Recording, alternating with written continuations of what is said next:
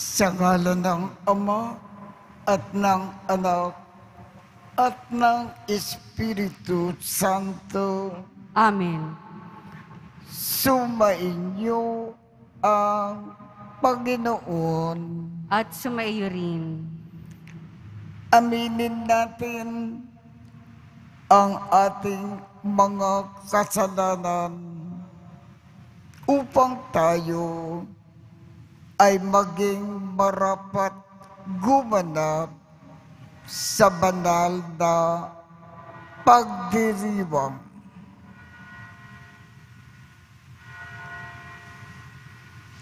Panginoong Jesus, binigyan mo kami ng bagong buhay. Panginoon, kaawaan mo kami. Panginoon, kaawaan mo kami. Panginoong Jesus, pinapatawad mo ang aming mga kasalanan. Kristo, kaawaan mo kami. Kristo, kaawaan mo kami. Panginoong Jesus, binabakagi mo sa amin ang iyong katawan at dugo sa Eucharistia. Panginoon, kaawaan mo kami. Panginoon, kaawaan mo kami. Kaawaan tayo ng Diyos Amang makapangyarihan. Patawarin ang ating mga kasalanan at patnubayan tayo sa buhay na walang hanggan. Amen. Manalangin tayo. Ama naming makapangyarihan, ipagkaloob mo na kami ay magkamit kailanman ng kalusugan at kagalingan sa aming katawan at kalooban. Pakundangan sa pagdalangin ng laging Birhen na si Santa Mariang Mahal, kami nawa ay mahango sa hapis sa kasalukuyan at makinabang sa kaluwalhatian na walang katapusan. Sa pamamagitan ni Jesucristo, kasama ng Espiritu Santo, magpasawalang hanggan. Amen. Magsiupo na po ang lahat. Pagbasa mula sa sulat ni Apostol San Pablo sa mga taga-Roma. Mga kapatid, ikumusta ninyo ako kina Priscilla at Aquila, mga kamanggagawa ko kay Kristo Jesus. Sumuong sila sa panganib upang mailigtas ang aking buhay. At hindi lamang ako ang nagpapasalamat, kundi pati ang mga simbahan ng mga hentil. Ikumusta rin ninyo ako sa simbahang nagtitipon sa bahay ng mag-asawang ito. Ipaabot din ninyo ang aking pangungumusta sa kaibigan kong si Epeneto, ang unang sumasampalataya kay Kristo doon sa Asya, at kay Maria na nagpakahirap para sa inyo. Ikumusta ninyo ako sa mga kababayan kong sina Adronico at Junia, na nakasama ko sa bilangguan. Sila'y kilala ng mga apostol at naunang naging Kristiyano kaysa sa akin. Ikumusta ninyo ako kay Ampliato, na aking minamahal sa Panginoon, kay Urbano na kamanggagawa natin kay Kristo, at sa kaibigan kong si Estaquis. Magbatian kayo bilang magkakapatid kay Kristo. Binabati kayo ng lahat ng mga simbahan ni Kristo. Akong si Tercio, na sumulat ng liham na ito, ay bumabati rin sa inyo sa pangalan ng Panginoon. Kinukumusta kayo ni Gayo, na tinutuluyan ko sa bahay niya, nagtitipon ng buong simbahan.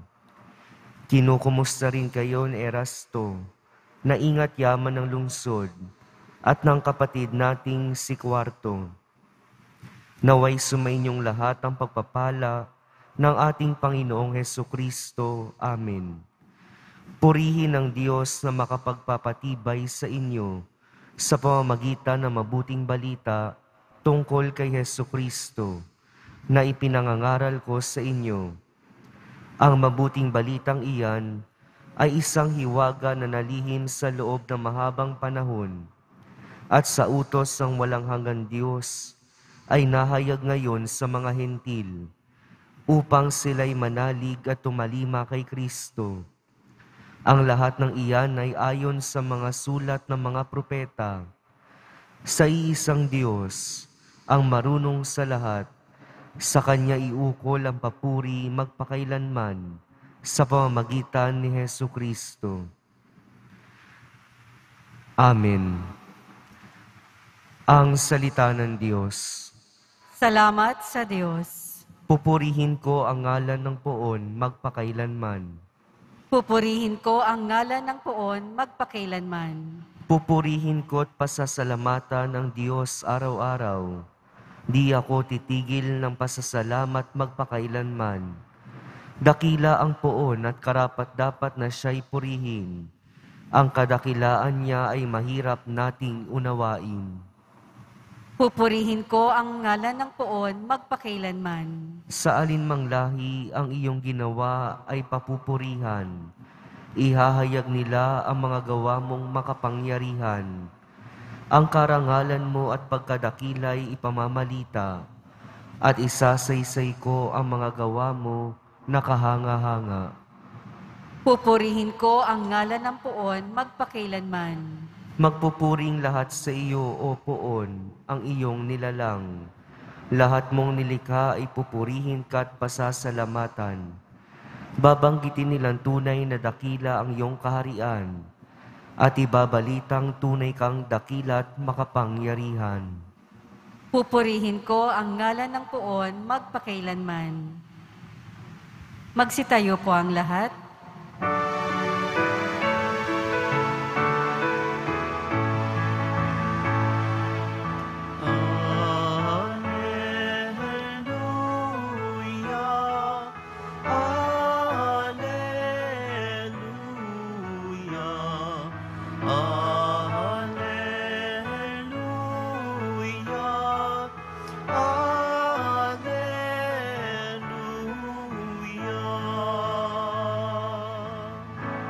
Si Kristo ay naging dukha upang tayo'y managana sa bigay niyang pagpapala.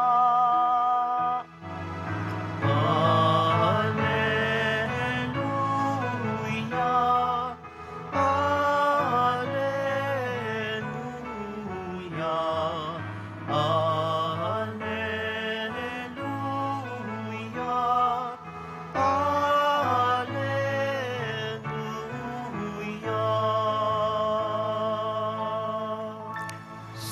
Sumainyo ang Panginoon. At sumayo rin. Ang mabuting balita ng Panginoon ayon kay San Lucas. Papuri sa iyo, Panginoon. Noong panahong iyon, sinabi ni Jesus sa kanyang mga alagad, "Sinasabi ko sa inyo, gamitin ninyo sa pakikipagkaibigan ang kayamanan ng sanlibutan ito. Maubos man ito, ay may tatanggap naman sa inyo sa tahanan na walang hanggan. Ang mapagkakatiwalaan sa maliit na bagay ay mapagkakatiwalaan sa malaking bagay. Ang magdaraya sa maliit na bagay ay magdaraya rin sa malaking bagay. Kung hindi kayo mapagkatiwalaan sa mga kayamanan ng sanlibutan ito, sino ang magtitiwala sa inyo ng tunay na kayamanan? At kung hindi kayo mapagkatiwalaan sa kayamanan ng iba, sino ang magbibigay sa inyo ng talagang para sa inyo? Walang makapaglilingkod ng sabay sa dalawang Panginoon, sapagkat kapupuutan niya ang isa at iibigin ang ikalawa. Paglilingkuran ng tapat ang isa at hakamakin ang ikalawa. Hindi ninyo mapaglilingkuran ng sabay ang Diyos at ang kayamanan. Narinig ito ng mga Pariseo at nilibak nila si Jesus sapagkat sakim sila sa salapi. Kaya't sinabi niya sa kanila, kayo ang nagpapanggap na mga matuwid sa harapan ng mga tao, ngunit nasasaliksik ng Diyos ang inyong mga puso, sapagkat ang itinuturing na mahalaga ng mga tao ay kasuklam-suklam sa paningin ng Diyos. Ang mabuting balita ng Panginoon. Pinupuri ka namin, Panginoong Hesukristo. Magsiupo na po ang lahat. Maraming paalaala ang ibig ipaalam sa atin ng ating Panginoon sa pamamagitan ng ating ebanghelyo ngayong umaga. Pero ang isa na ibig ipaalam sa atin ng Diyos ay ating tatalakayin ngayon. Sa ibang bahagi ng mabuting balita, nasabi ng Panginoon, huwag daw tayong magpayaman. Huwag daw tayong mag-impok at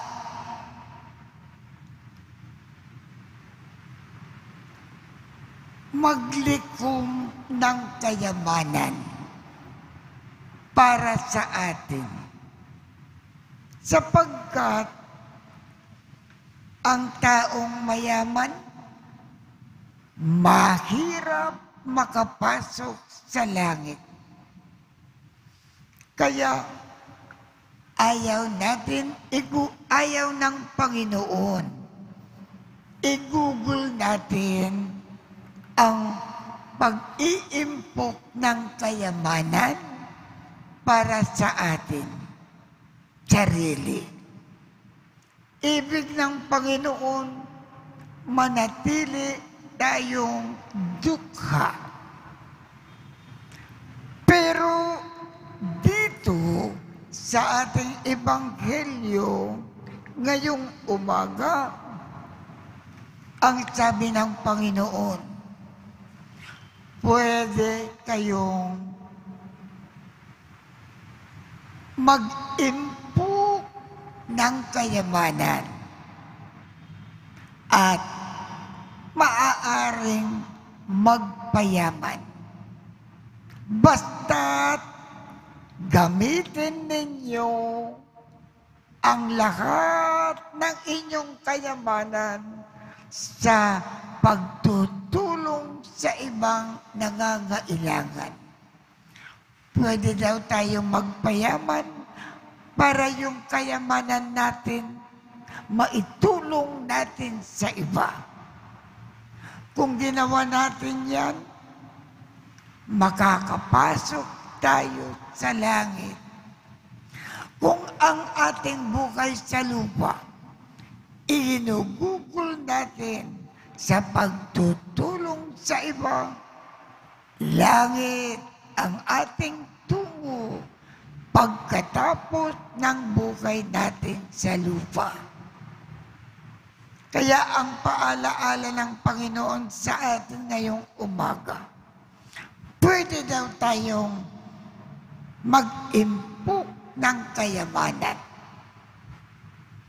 Pero gamitin natin ang bawat sentimo para sa ikabubuti ng ibang tao.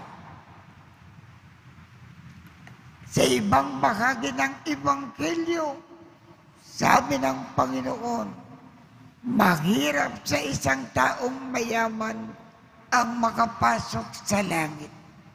Dito naman sa ating Ebanghelyo ngayon, ang sinabi ng Panginoon, pwede kayong mag-impok ng kayamanan, maglikom ng kayamanan.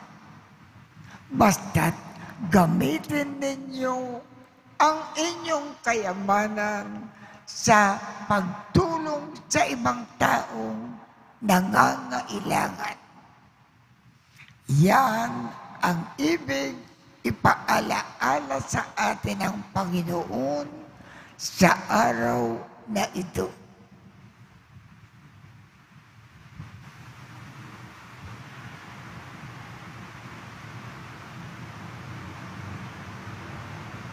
Magsitayo po ang lahat.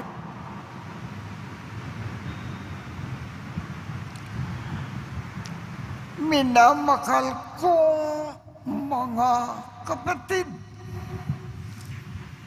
pinagkakatiwalaan tayo ng Diyos ng mga biyaya na magagamit para sa kanyang kaluwalhatian at kabutikan ng kapwa. Idalangin natin na maging responsable nawa tayo sa lahat ng ito at maging karapat-dapat sa kanyang pagtitiwala. Ang ating tugon,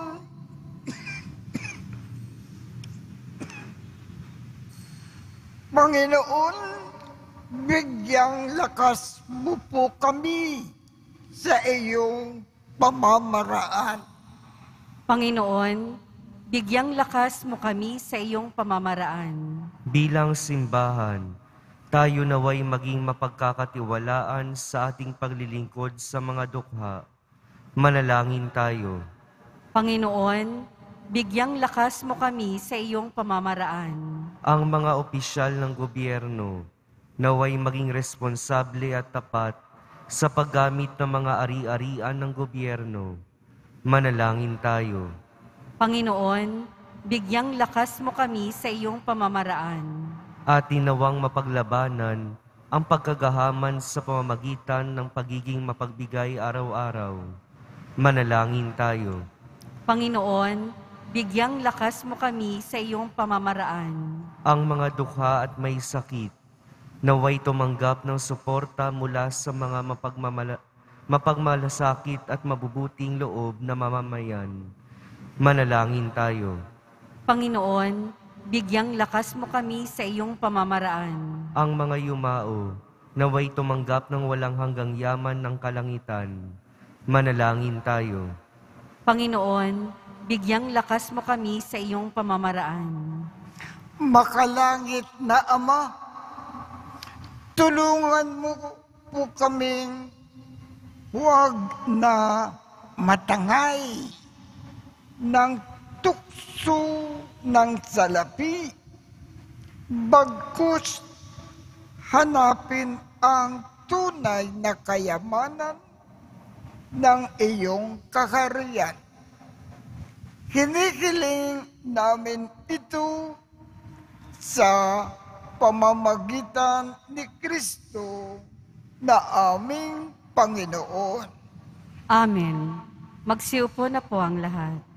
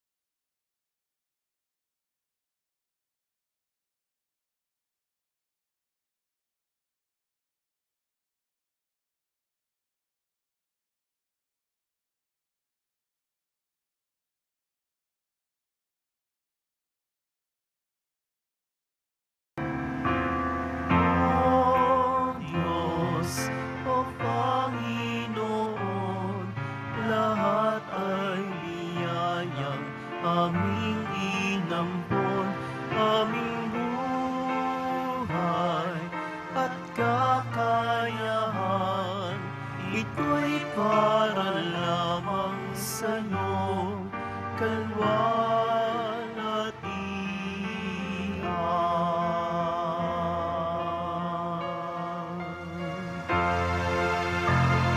Magsitayo po ang lahat.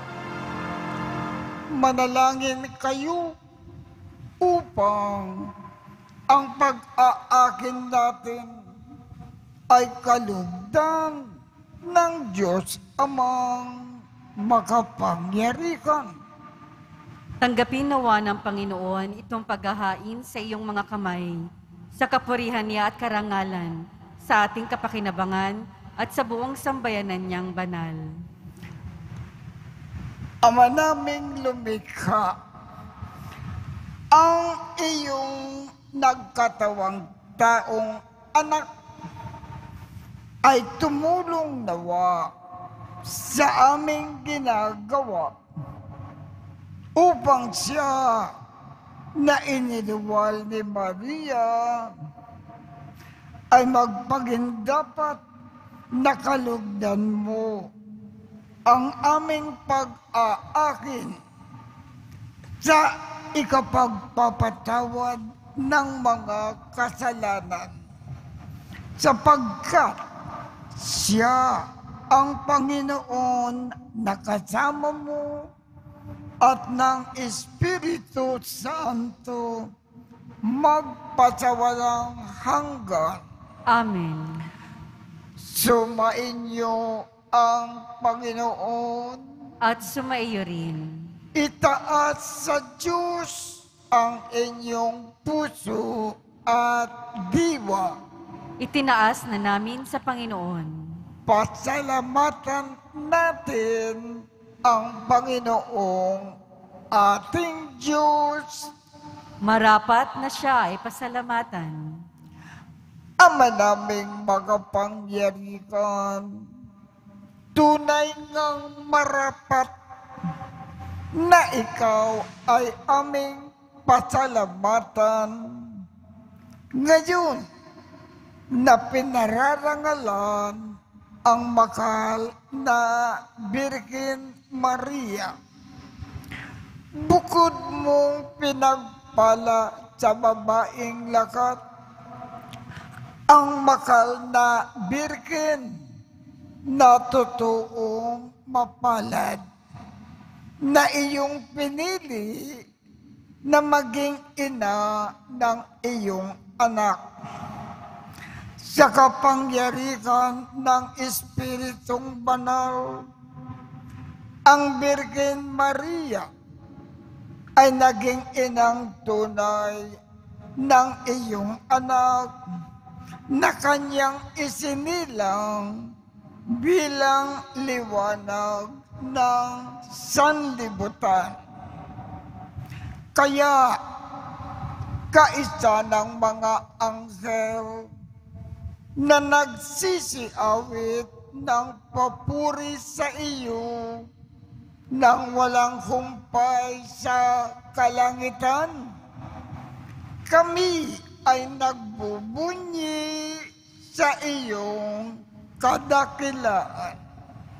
Santo, Santo, Santo, Panginoong Diyos ng mga hukbo, napupuno ang langit at lupa ng kadakilaan mo, o sana sa kaitaasan. Pinagpala ang naparirito sa ngalan ng Panginoon, o sana sa kaitaasan. Magsiluhod po ang lahat. Ama naming banal, ikaw ang bukal ng tanang kabanalan. Kaya't sa pamamagitan ng iyong Espiritu, gawin mong banal ang mga kaloob na ito upang para sa amin ay maging katawan at dugo ng aming Panginoong Jesucristo. Bago niya pinagtiis ang kusang loob na maging handog, hinawakan niya ang tinapay, pinasalamatan kanya, pinaghati-hati niya iyon, iniabot sa kanyang mga alagad at sinabi, tanggapin ninyong lahat ito at kanin. Ito ang aking katawan na ikakandog para sa inyo.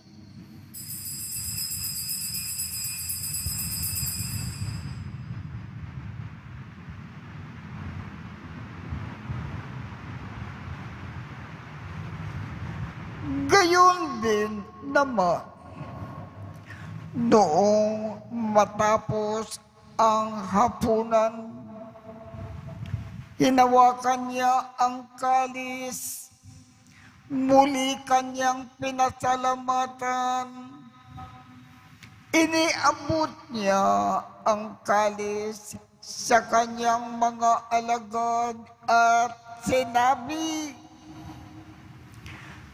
tanggapin ninyong lahat ito at inumin. Ito ang kalis ng aking dugo ng bago at walang hanggang tipan.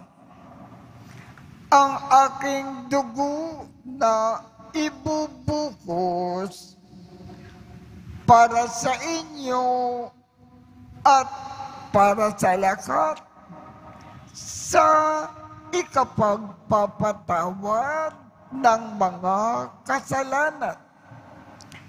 Gawin ninyo ito sa pag-alaala sa akin.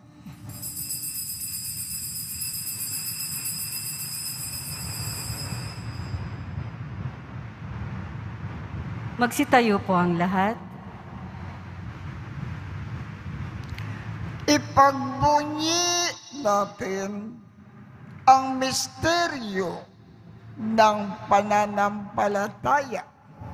Si Kristo'y namatay, si Kristo'y nabuhay, si Kristo'y babalik sa wakas ng panahon. Ama, ginagawa namin ngayon ang pag-aalala sa pagkamatay at muling pagkabuhay ng iyong anak. Kaya't iniaalay namin sa iyo ang tinapay na nagbibigay buhay at ang kalis na nagkakaloob ng kaligtasan. Kami ay nagpapasalamat dahil kami ay iyong minarapat na tumayo sa harap mo para maglingkod sa iyo.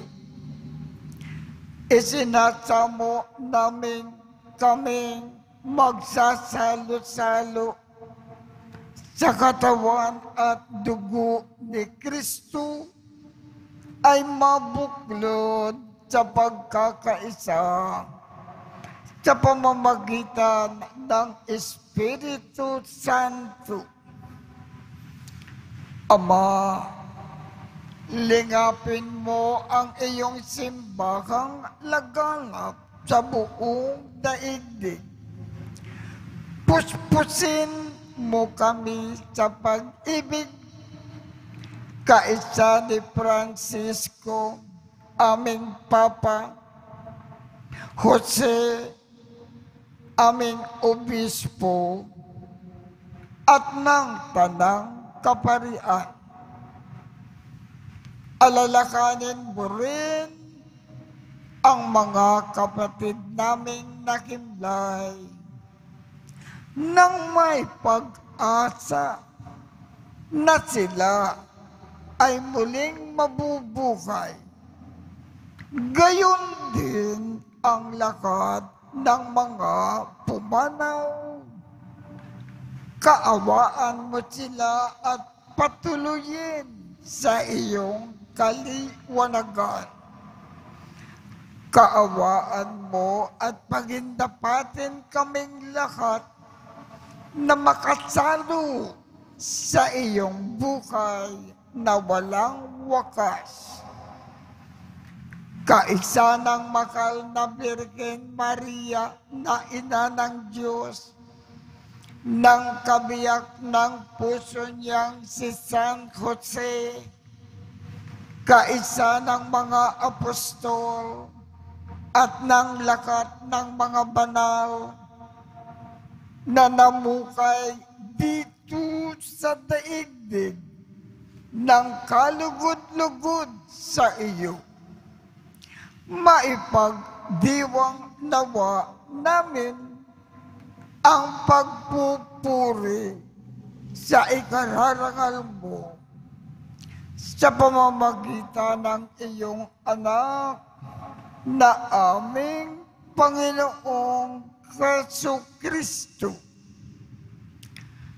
Sa pamamagitan ni Kristo, kasama niya at sa Kanya, ang lahat ng parangal at papuri ay sa iyo, Diyos Amang makapangyarihan, kasama ng Espiritu Santo, magpasawalang hanggan. Amen. sa tagubilin ng mga nakagagaling na utos at turo ni Jesus na Panginoon natin at Diyos, ipahayag natin ng lakas loob. Ama namin, sumasalangit ka, sambahin ang ngalan mo, mapasa amin ang kaharian mo, sundin ang loob mo dito sa lupa para nang sa langit. Bigyan mo kami ngayon ng aming kakanin sa araw-araw at patawarin mo kami sa aming mga sala para ng pagpapatawad namin sa mga nagkakasala sa amin. At huwag mo kaming ipakintulot sa tukso at iadya mo kami sa lahat ng masama. Hinihiling namin, Ama, iadya mo kami sa lahat ng masama. Pagkalooban kami ng kapayapaan sa araw-araw, iligtas sa kasalanan at ilayo sa lahat ng kapahamakan, samantalang aming pinananabikan ang dakilang araw ng pagpapahayag ng tagapagligtas naming si Jesu Kristo. Sapagkat iyo ang kaharian at ang kapangyarihan at ang kapurihan magpakailanman. Amen. Panginoong Jesu Kristo, sinabi mo sa iyong mga apostol, kapayapaan ang iniiwan ko sa inyo. Ang aking kapayapaan ang ibinibigay ko sa inyo. Tungkayan mo ang aming pananampalataya at huwag ang aming mga pagkakasala. Pagkalooban mo kami ng kapayapaan at pagkakaisa ayon sa iyong kalooban, kasama ng Espiritu Santo, magpasawalang hanggan. Amen. Ang kapayapaan ng Panginoon ay laging sumainyo. At sumaiyo rin. Magbigayan tayo ng kapayapaan sa isa't isa.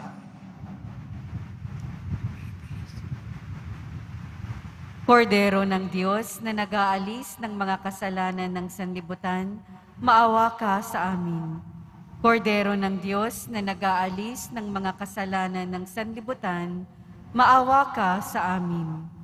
Kordero ng Diyos na nag-aalis ng mga kasalanan ng sanlibutan, ipagkaloob mo sa amin ang kapayapaan. Magsiluhod po ang lahat. Ito ang kordero ng Diyos. Ito ang nag-aalis ng mga kasalanan ng sanlibutan. Mapalad ang mga inaanyayahan sa kanyang piging. Panginoon, hindi ako karapat-dapat na magpatuloy sa iyo. Ngunit sa isang salita mo lamang ay gagaling na ako.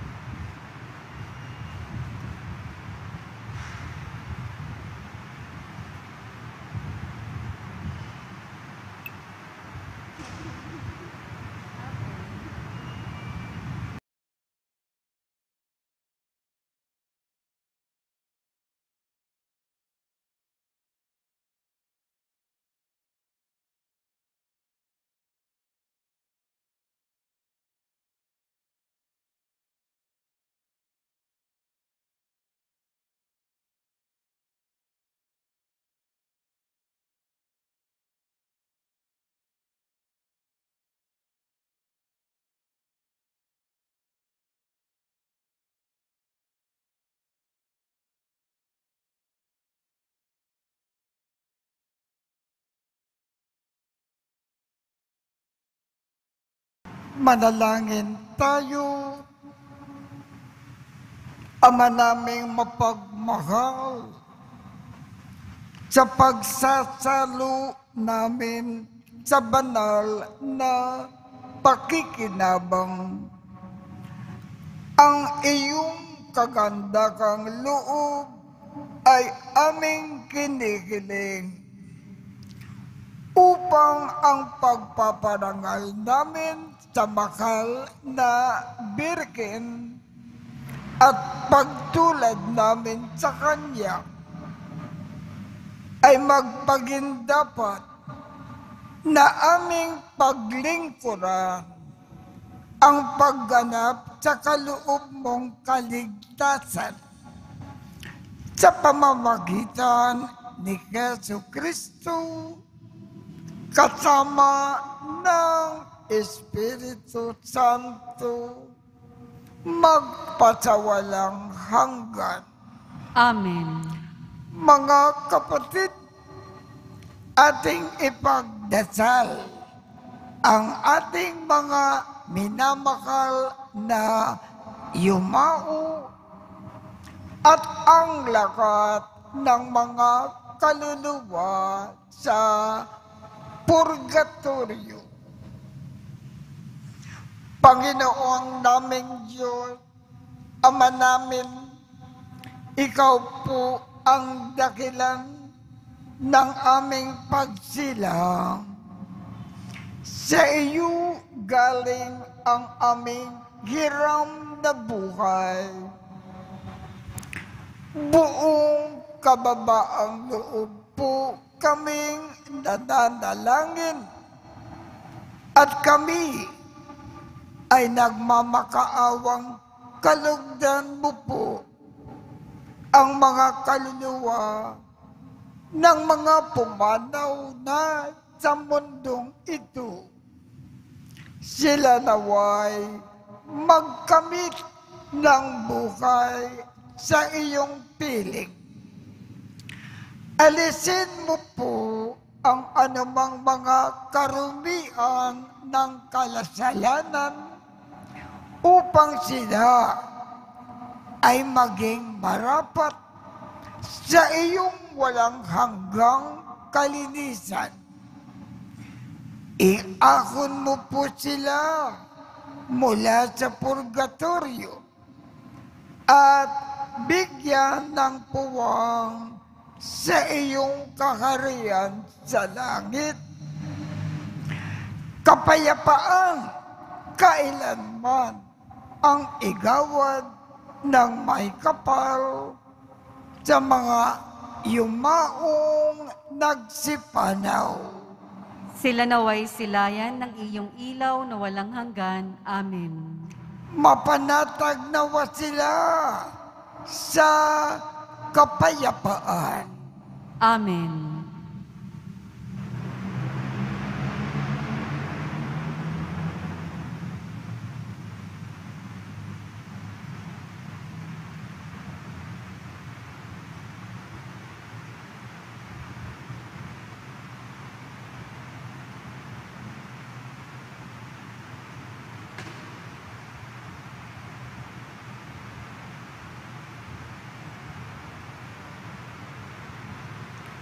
Sumainyo ang Panginoon At sumaiyo rin. at pagpalain kayong lahat ng makapangyarihang Diyos, Ama, Anak, at Espiritu Santo. Amen. Tapos na po ang misa. Humayo tayong mapayapa. Salamat sa Diyos.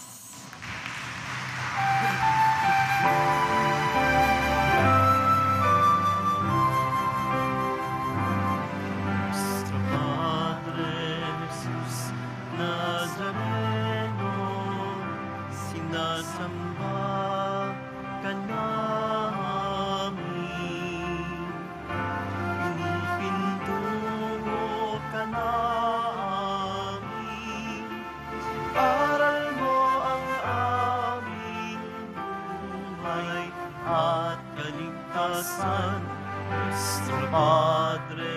Jesus Nazareno, iligtas mo kami sa kasalanan. Ang krus mong kinamatayan ay sagisag ng aming kaligtasan. Nuestro Padre Jesus Nazareno, inarangal ka namin.